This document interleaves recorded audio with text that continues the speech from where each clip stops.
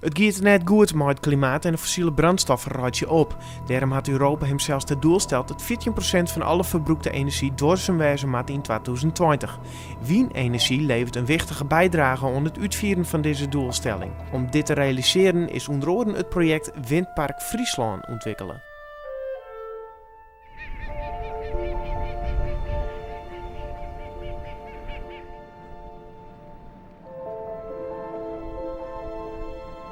Helemaal bliksem net.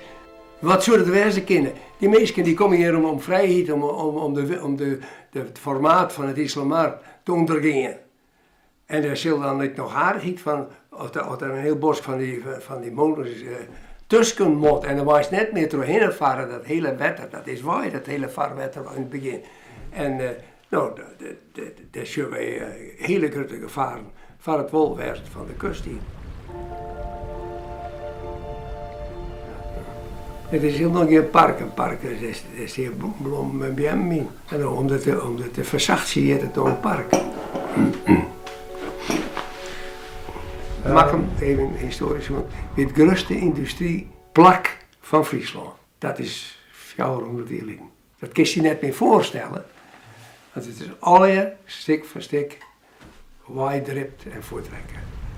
Mag is ik de enige die dat alles voor het wieën op een heel hoog vlak ompakt het. En dat het die hele kust onder de gang zetten om op dat toerisme te oriënteren. En dat is dus breien, dat is dus nieuwe industrie. Nou, ze zelfs wel uit de holle lid om een zuivelfabriek uit te brengen.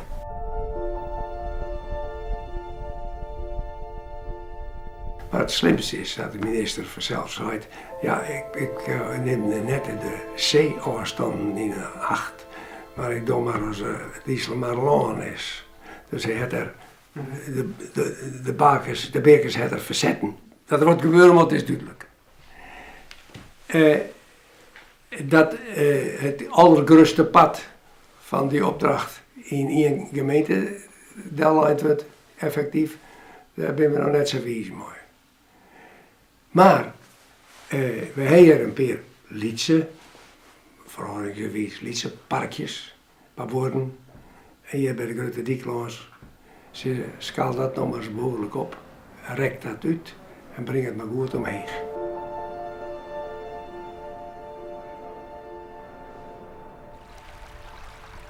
Een heel miljard hebben we hier geïnvesteerd. Dat zal haast een beslist skiën opbrengen. Want de toeristen, dat is de ervaring in Duitsland, dat is de ervaring in Engeland en in Amerika, die mij dit net leiden en die verrekte kringen. Wij het was jongen, we komen net weg.